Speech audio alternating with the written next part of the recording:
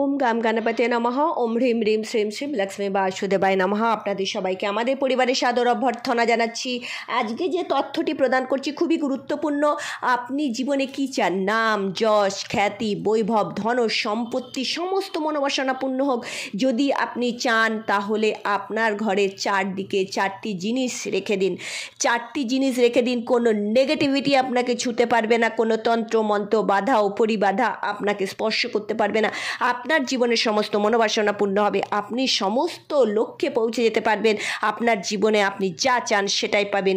সে সম্পর্কে আমরা জানবো। তার আগে আপনাদেরকে আমরা অনুরোধ করব, চ্যানেলটিকে সাবস্ক্রাইব করে পাশে থাকা বেল আইকনটি ক্লিক করবেন। আমাদের ভিডিও ভালো লাগলে লাইক করবেন, শেয়ার করবেন, ভিডিওটি শেষ পর্যন্ত অবশ্যই দেখবেন এবং প্রচুর প্রচুর শেয়ার করুন, কেননা প্রত্যেক জনমানসে ছড়িয়ে যাকে এবং এই ভিডিও এবং প্রত্যেকে যেন সুসম্পন্ন জীবনযাপন করে এবং সবাই যেন উন্নতির চরম শিখরে উন্নীত হন। ঈশ্বরের কাছে, পরমাত্মার কাছে আমরা অবশ্যই এটা কি করব, অনুরোধ করব এবং আমরা চাই।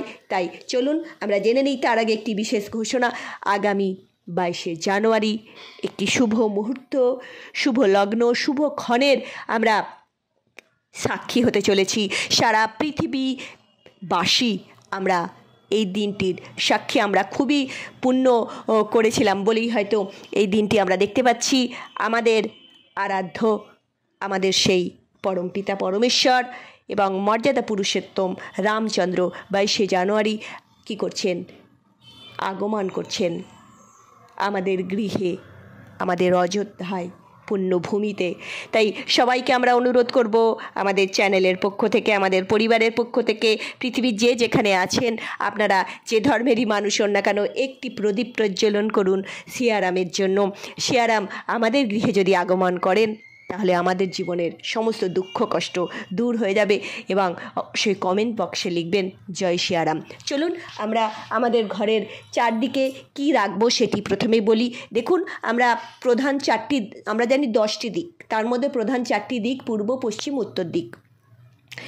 এই পূর্ব, পশ্চিম, উত্তর দিক, এই চার দিক যদি বেঁধে দিতে পারেন, যদি লক্ষ্মণ রেখা একটা এঁকে দিতে পারেন, তাহলে আপনার জীবনের কি হবে? জীবনের মোড় ঘুরে যাবে। আপনার জীবনের সমস্ত কিছু আপনার হাতের মুঠোয় থাকবে। কি করতে হবে? দেখুন, আপনি ফ্ল্যাটে থাকুন বা আপনি বাড়িতে থাকুন, নিজের বাড়ি, কিচ্ছু করতে হবে না। আপনার পুরো বাড়ির যেটি পূর্ব দিক, বলবেন কি করে জানবো পূর্ব দিক? অনেকে না জানতে পারেন, কোনো অসুবিধা নেই, আমরা আছি না আপনাদেরকে সব কিছু জানানোর জন্য। আপনার যে মোবাইলটা আছে, যারা এই ভিডিও শুনছেন সবারই একটা অ্যান্ড্রয়েড স্মার্টফোন আছে। সেই ফোনে আপনি কম্পাসটা অন করুন, চালু করুন। দেখুন পূর্ব দিক, পুরো ঘরের মিডলে দাঁড়ান। এটাকে ব্রহ্মস্থান বলা হয়। এই কেন্দ্রবিন্দুতে দাঁড়িয়ে আপনি পূর্ব দিক, সেই পূর্ব দিকে আপনি একটি ফটো লাগিয়ে দেবেন। হাতে আঁকতেও পারেন, কোনো অসুবিধা নেই। সবাইকে বলছি কিনে আনতে হবে বাজার থেকে, সেরকম কোনো ব্যাপার না। আপনি হাতে আঁকতে পারেন। কি আঁকবেন? সূর্যোদয় হচ্ছে, উদীয়মান সূর্যের আপনি একটি ছবি লাগিয়ে দিতে পারবেন। অবশ্যই বলবো যে এই উদীয়মান সূর্যের ছবি কাকে রিপ্রেজেন্ট করে? এই পূর্ব দিকটা হচ্ছে আমাদের যে জন্মছক আছে, জন্মছকে রবি গ্রহকে, আমাদের যে গ্রহ আছে 9টি গ্রহের মধ্যে রবিকে কি করে রিপ্রেজেন্ট করে? রবি আমাদের অর্থ দেয়, যশ দেয়, মান দেয়, খ্যাতি দেয়, প্রতিপত্তি দেয়, বাবার সাথে ভালো সম্পর্ক দেয় এবং আমরা যে সমাজে আমরা যে নাম যশ খ্যাতি পাই সেটিও এই রবি আমাদের দেয়। আর যখনই আপনি এই দিকে, এই পূর্ব দিকে উদীয়মান সূর্য মানে আপনার জীবনে কি হবে? উন্নতি হবে। আপনার জীবনে আপনি উন্নতি চরম শিখরে আপনি উন্নীত হতে পারবেন। এই ছবিটি লাগিয়ে দিন। এরপরে আসবো পশ্চিম দিকে। পশ্চিম দিক, এটা শনিদেবের দিক।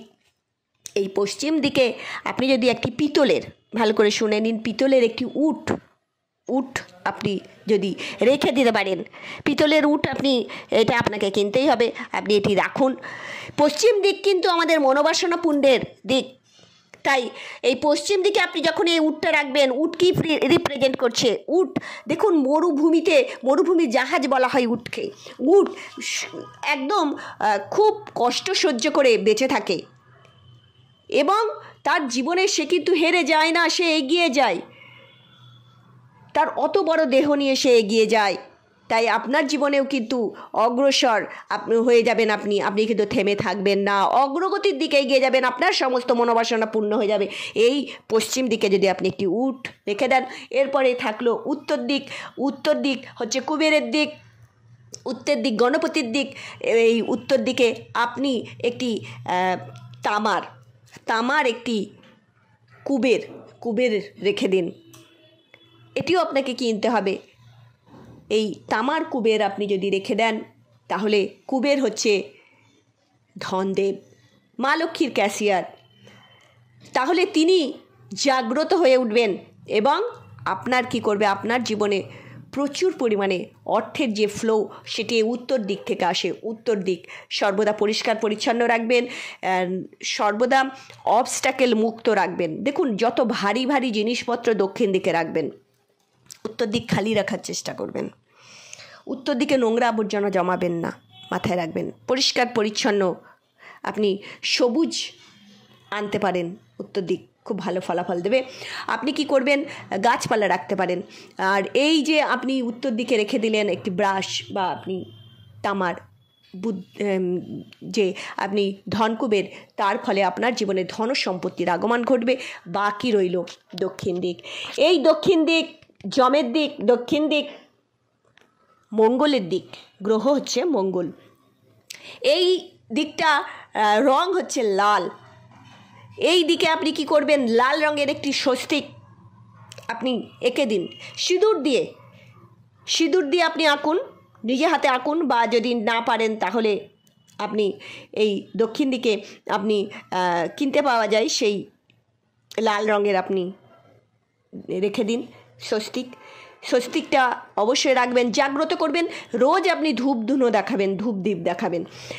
যারা সনাতনী তাদের জন্য বলছি, যারা অন্য ধর্মের মানুষ তারা অন্তত রোজ ওইদিকে তাকিয়ে অবশ্যই কী করার চেষ্টা করবেন, আপনি ওই দিকে তাকিয়ে আপনার মনোবাসনা বলতে চেষ্টা করবেন। এবং এই দিকটা হচ্ছে আমাদের পিতৃপুরুষের দিক, আমাদের যে পূর্বপুরুষ যারা মারা গেছেন তাদের দিক, তাদেরও আপনি আশীর্বাদ এই দিক থেকে পাবেন।